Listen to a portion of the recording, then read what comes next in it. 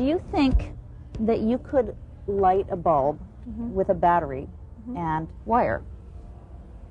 Light a bulb with battery and wire? I could try. Do you think you could light a bulb with a battery and wire? Yeah. Battery and wire? Well, yes, why not? Definitely. Okay, can you do that? I don't think it'll work, but I could show you how I would try. Ow! Yikes. Etc. From there to the bottom. Well, there we go. That would be my theory, and I guess I'm wrong. It does not. Is there a way to do it with just a battery and a wire? Do you know why that didn't work? I have no idea. Maybe it's not working because there's nowhere to really hook it up. You don't have a current if you only have one wire. You need to complete a closed circuit. I know it's possible, but I don't know how to do it. Well, the way that, I mean, the negative charge is flowing, flowing through. I don't know, but there's something very wrong. Plus, minus. No, I mean, I think if you had the right connections, because you use these to power things, and these lights, if you stick them in a socket, they work. So I think you just need to get, the right wires and the right stuff to connect it. Maybe a circuit board to light the bulb. What does a circuit board do for that? The circuit board helps conduct the electricity. And it connect. You could even, there's some circuit boards that you can just use without wires. Like you just put it in the right slots, and I guess they have wires. Guess I can't do it. Do you know why it didn't work? No, otherwise I would have lit it. Oh, well, if I do it with a little light bulb, I just do this. In which case, the light just lights up. A bulb, a battery, and a wire. Probably the simplest of all the circuitry that we can imagine. Back in the 1960s, the Elementary Science Study Group put out a curriculum guide called Batteries and Bulbs. It's been around for more than 30 years now. The simple circuit is probably one of the most basic ideas in studying electricity. So why should college graduates find it so difficult? Well, we'd like to thank those of you out there who did send the faxes to us. And I'm going to go over to the easel right now, and we're going to take a look at some of those that are representative. This one up here is rather difficult to imagine, but I think this is a bulb, yes, and we have it lit, and there are some connections here. I'm not quite sure what they're connected to, but we do have, again, one here in which the negative and the positive poles are touched with the bulb sitting right on top. In the next one we have here, it's one of those bipolar batteries with the two connections on either side, the positive and negative, and they are connected to a bulb, and I'm not quite sure how they're connected. Very often when kids do these things, it's difficult for them to put the connections so that we can see them.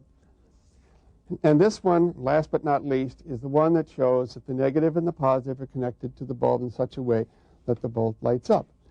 Now, there were a lot of different views that came in. Their configurations were amazingly diverse. But we tried to put them into about 4 different categories. And just so you will be enlightened, while I look at these, Jim here is going to actually do these with the real thing. First of all, we'll take this number 1 idea, which turned out to be about 43% of the population's idea of a good model. And this is kind of the hanging, and as you can see, there's no cigar. In the second one that we have here, this is what we label as the crossed wire model. And the crossed wire model, which is Jim is crossing the wires right now, holds the wires together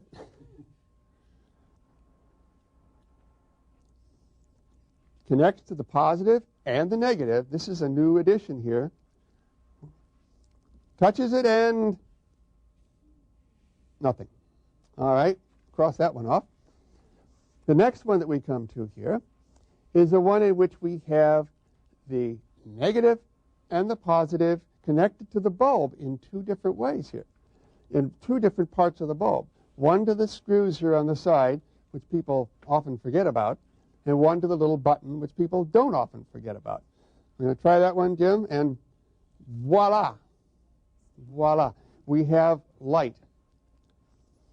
Now, just because there was one other suggestion here, and that was that it only moves in one direction. In other words, it can only be done with the positive up and the negative down. So I'm going to ask Jim to reverse the battery and see if we get anything there.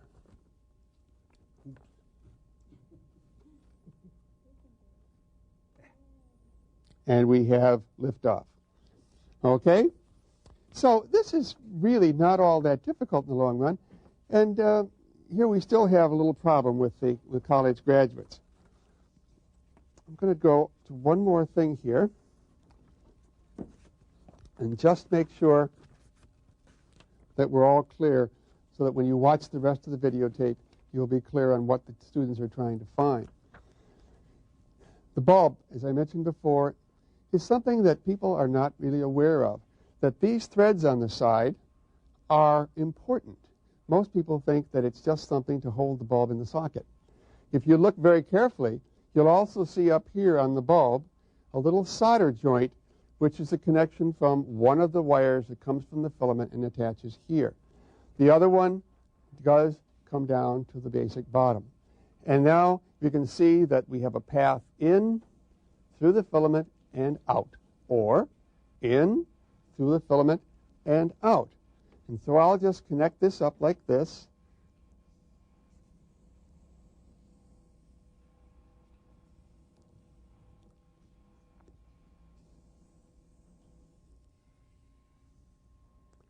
And there we have our simple circuit.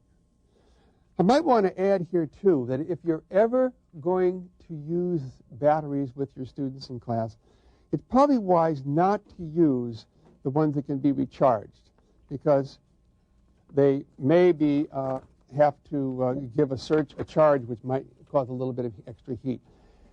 Let's go to a discussion at this point. We might ask that very basic question. The graduates are having a difficult time lighting the bulb. What might this say about science learning?